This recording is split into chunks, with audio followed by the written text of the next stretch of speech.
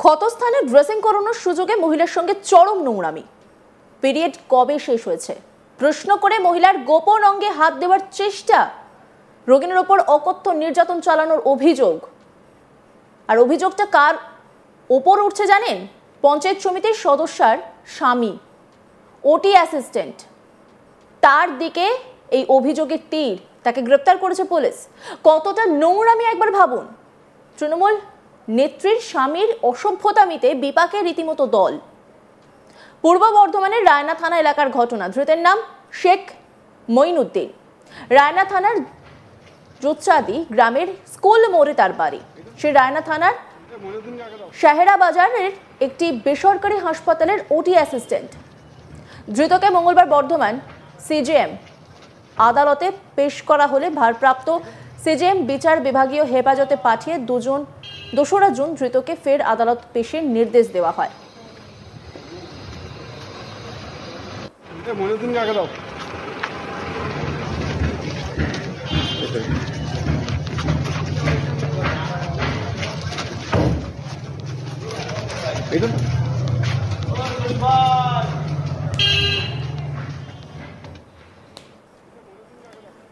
Police সূত্রে জানা গেছে, বাঁকুড়ার ইন্দাস থানা এলাকায় ওই মহিলার শ্বশুর বাড়ি।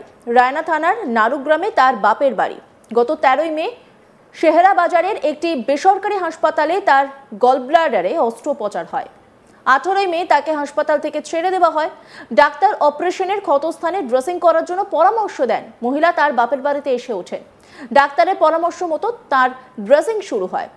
রবিবার ড্রেসিং এর তৃতীয় দিনে সকালে মহিলার বাড়িতে আসে মঈনুদ্দিন। মহিলাকে ঘরে একা থাকতে বলে সে।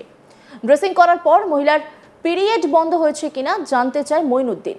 মহিলা বলেন বন্ধ রয়েছে। এরপরই চেক আপ করার নাম করে মহিলার গোপনাঙ্গে মঈনুদ্দিন হাত দেয় বলে অভিযোগ। মহিলার সঙ্গে সে নোংরামি করে বলে অভিযোগ। মহিলার গায়ে হাত দিয়ে তার সঙ্গে নোংরামি করা হয়। মহিলা তাতে বাধা দেন। চিৎকার করে তিনি তার মাকে ডাকেন। তার মা এলে মঈনুদ্দিন পালিয়ে যায়। মহিলা নিজেই ঘটনার কথা জানিয়ে রায়না থানায় অভিযোগ দায়ের করেন। ঘটনার সময় মহিলার পরনের পোশাক পুলিশ বাজেয়াপ্ত করেছে।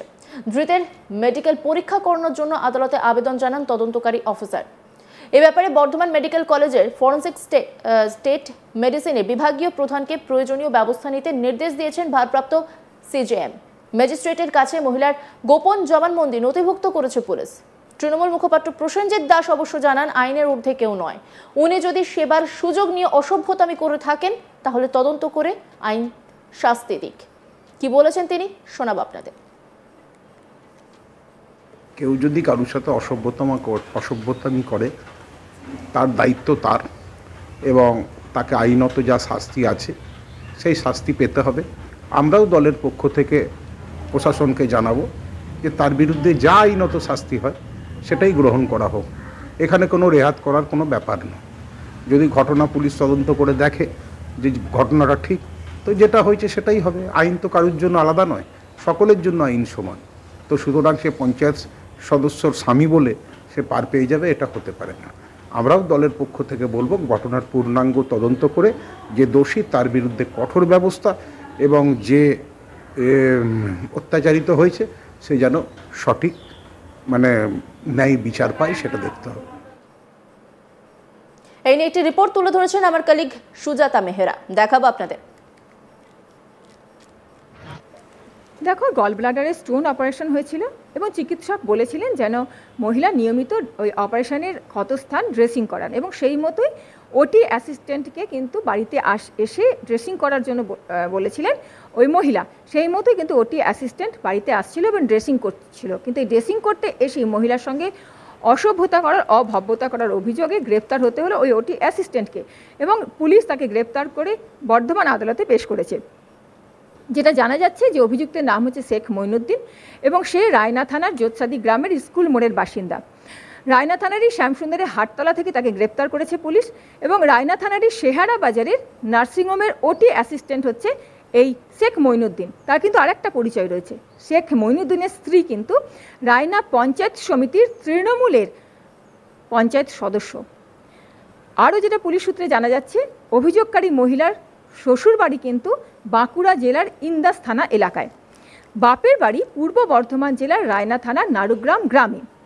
18ই মে তাকে শেহারা বাজারের একটি নার্সিংহোমে ভর্তি করা হয়েছিল এবং সেখানেই কিন্তু তার গল ব্লাডারের স্টোন অপারেশন হয় এবং তারপরে 18 মে তাকে কিন্তু সেখান থেকে ছেড়ে দেওয়া হয়।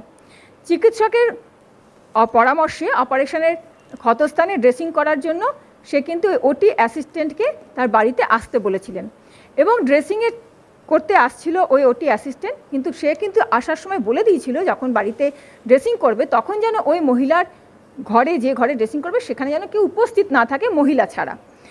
এবং সেই সুযোগকে কাজে লাগিয়েই কিন্তু মহিলা যেহেতু বিশ্বাস করে নিয়েছিল যে ড্রেসিং হবে, কোনো যেন অসুবিধা না হয়, বাড়ির লোকও সেটা মেনেই কিন্তু বলেছিল ঠিক আছে। তার ফলে যখন ড্রেসিং হতো তখন মহিলার ঘরে কিন্তু অন্য কেউ থাকতো না, মহিলা এবং যে ড্রেসিং করতে আসছিল সে ছাড়া। সেই সুযোগকেই কিন্তু কাজে লাগিয়েছিল মঈনুদ্দিন অসৎ কাজে। এবং যেটা জানা যাচ্ছে যে ড্রেসিংয়ের 3য় দিনে মঈনুদ্দিন হঠাৎ করেই মহিলাকে জিজ্ঞেস করে যে তার ড্রেসিং করার পর পিরিয়ডস বন্ধ হয়ে গেছে কিনা। মহিলা জানায় যে হ্যাঁ, তার পিরিয়ডস বন্ধ হয়ে গেছে। এরপরই হঠাৎ করে চেক আপের নাম করে মঈনুদ্দিন ওই মহিলার হাত দেয়, এমনটাই কিন্তু অভিযোগ রয়েছে। এবং এই অভিযোগের ভিত্তিতে তারপরে যেটা জানা যাচ্ছে আরও যে মহিলাকে সঙ্গে করে কিন্তু এই শেখ মঈনুদ্দিন, মহিলা ভয় পেয়ে যায়, চিৎকার করে ওঠে এবং সঙ্গে সঙ্গে তার মা কিন্তু ছুটে আসে ওই ঘরে। যখন মা আসে তখন কিন্তু মঈনুদ্দিন বেগতিক দেখে সেখান থেকে পালিয়ে যায়। যদিও মহিলা কিন্তু সুস্পষ্ট লিখিত অভিযোগ করে রায়না থানাতে সমগ্র বিষয়টা জানায় এবং সেই ভিত্তিতেই রায়না থানার পুলিশ কিন্তু তড়িঘড়ি শেখ মঈনুদ্দিনকে গ্রেফতার করে। যদিও অভিযোগ জানাতে কিন্তু মহিলা কিছুদিন দেরি করেছিলেন, তারপরে যেহেতু মহিলা এবং অপারেশন হয়েছে তিনি অসুস্থ ছিলেন, তার ফলে কিছুদিন পর কিন্তু তিনি অভিযোগ জানান এবং সম্প্রতি অভিযোগের ভিত্তিতে কিন্তু রায়না থানার পুলিশ অভিযুক্ত মঈনুদ্দিনকে গ্রেপ্তার করে এবং তাকে বর্ধমান সিজেএম আদালতে পেশও করা হয়। ভারপ্রাপ্ত সিজেএম তাকে বিচার বিভাগীয় হেডকোয়ার্টারে পাঠিয়েছে।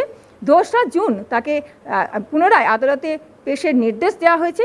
ইতিমধ্যে কিন্তু ম্যাজিস্ট্রেটের কাছে মহিলার গোপন জবানবন্দি নথিভুক্ত করিয়েছে পুলিশ এবং যেটা জানা যাচ্ছে যে তদন্তকারী যে অফিসার রয়েছে তাকে তিনি কিন্তু আদালতে আবেদন জানিয়েছেন যে ধৃতের মেডিকেল করানোর জন্য এবং এ ব্যাপারে সমস্ত প্রয়োজনীয় ব্যবস্থা নিতে কিন্তু বর্ধমান মেডিকেল কলেজের ফরেন্সিক স্টেট মেডিসিনের বিভাগীয় প্রধানকে নির্দেশ দিয়েছেন ভারপ্রাপ্ত সিজিএম।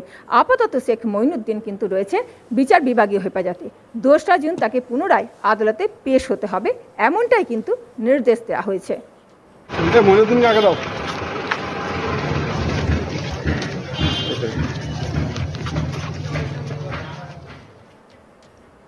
অন্যান্য খবরের আপডেটের জন্য অবশ্যই নজর রাখুন আজ তাক বাংলার ইউটিউব স্ট্রিমিংয়ে। লাইক, কমেন্ট, শেয়ার এবং সাবস্ক্রাইব করতে ভুলবেন না।